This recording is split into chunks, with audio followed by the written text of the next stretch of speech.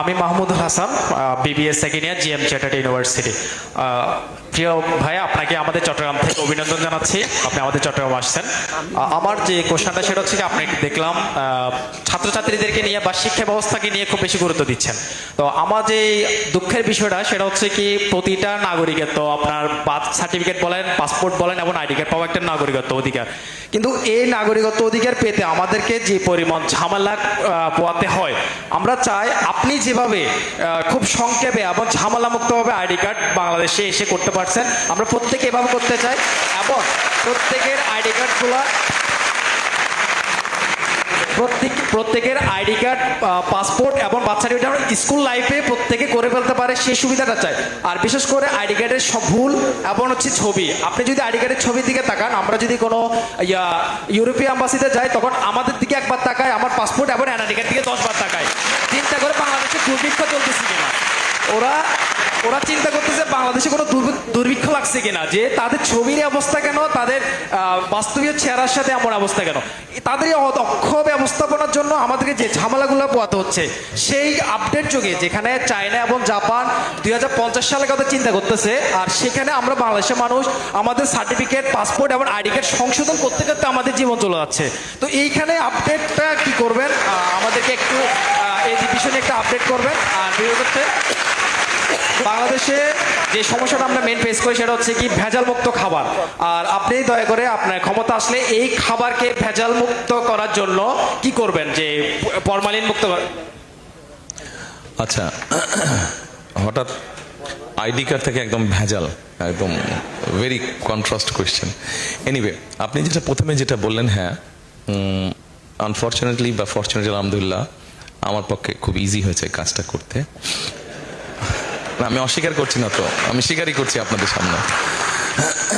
But এটা প্রসেসটাকে easy করতে হবে, আর প্রসেসটাকে ইজি করতে হলে জিনিসটাকে যত ডিজিটালাইজ করতে পারবো আমরা উইথ সাম কারেকশনস, আমার কাছে যেটা মনে হয়, তাহলে আপনি ঘরে বসেই জিনিসটাকে করতে পারবেন। পৃথিবীর বিভিন্ন দেশে যেটা সম্ভব হচ্ছে, কোথাও আপনাকে আর যেতে হচ্ছে না। আপনার কাছে যদি আপনার নিজস্ব কম্পিউটার থাকে, আপনার স্মার্টফোন থাকে, তাহলেই আপনি করে ফেলতে পারবেন কাজটা।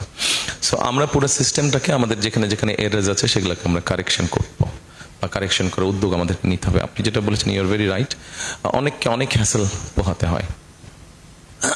আমি করে মানে আমার ওই এনআইডি কার্ড করে আসার পরে সোশ্যাল মিডিয়াতে দেখলাম কেউ একজন যোগ করে দিয়েছে যে আমি গিয়ে কমপ্লেন করছি, আরে ভাই আমার নাম তারেক লিখে দিয়েছে বারেক। আচ্ছা, তো আমার কাছে যেটা মনে হয় যে সিস্টেমটাকে আমাদের ইজি করতে হবে আর মোর ডিজিটালাইজ করতে হবে। যদি আমরা ডিজিটালাইজ করি, ইন দ্যাট কেস কারাপশন বা যেগুলো সমস্যা আছে সেগুলো অনেকাংশে কমে আসবে। এটা গেল একটা। আপনি যেটা বলেছেন ভেজালের বিষয়টা, এই বিষয়টা যদি ঠিক করতে হয় তাহলে আমাদের কনসাস ঠিক করতে হবে, এবং এটা সরকারের একার কাজ না, এটা আমাদের সকলের কাজ। এটা আমাদেরকে সকলকে মিলেই করতে হবে। অন্যায়ের বিরুদ্ধে প্রতিবাদ করতে হবে। আপনি যেটা প্রিজারভেটিভের কথা বলেছেন, ফরমালিনের কথা বলেছেন, নিশ্চয়ই আপনি জানেন একটা খাবারে নর্মালি একটা সার্টেন পোর্শনের একটা প্রিজারভেশন বা প্রিজারভেটিভ দেওয়া হয়। এটা সব খাবারই দেওয়া হয়, এটা বিদেশে দেওয়া হয়। আমাদের দেশে যেটা হচ্ছে, যারা অসৎ ব্যবসায়ী তারা অতিরিক্ত বেশি দিয়ে দেয়, অথবা তাদের ধারণা নেই, এবং সেই জন্যই জিনিসটা তখন পয়জন হয়ে যায়। তো আমাদেরকে মোট কথা এই জিনিসটাকে যদি বেরিয়ে আসতে হয়, এখানে আমাদের সবাইকে এগিয়ে আসতে হবে। একটা বিষয় আমি আপনাদেরকে বলি, সেটা হচ্ছে একটা দেশ কিন্তু শুধু একটা সরকার গড়ে তুলতে পারে না। একটা দেশকে সকলে মিলে গড়ে তুলতে হয়। আপনার নিজের ফ্যামিলিতে যেগুলো রুলস, রেগুলেশন, ট্রেডিশন আছে, ঐতিহ্য আছে, শুধু কি আপনার বাবা এবং মা মিলেই কি সেটা ঠিক রাখতে পারে? না। আপনাদের প্রত্যেকের, আপনার যত ভাই বোন আছেন, আত্মীয় স্বজন আছেন, আপনাদের প্রত্যেকের পার্টিসিপেশনই কিন্তু আপনার ফ্যামিলির ট্রেডিশন বা ঐতিহ্য বা যা রুলস রেগুলেশন আছে সেগুলো আপনারা ঠিক রাখেন। কাজে আমাদের সকলকে মিলে করতে হবে। আমাদের বিভিন্ন বিষয়ে ডিফারেন্স অফ ওপিনিয়ন থাকতে পারে, আমরা আলোচনা করব, কিন্তু ভেজাল, এটাতে তো কোনো ডিফারেন্স ওপিনিয়ন নাই। আমরা সবাই নির্ভেজাল খাদ্য খেতে চাই, এটা তো কারো কোনো মতামত, এখানে রাজনৈতিক কোনো ডিবেট নেই, এটা একটা নর্মাল ব্যাপার, প্রত্যেক মানুষের চাহিদা। কাজে এরকম যেগুলো বিষয় আছে এখানে সকলকে এগিয়ে আসতে হবে।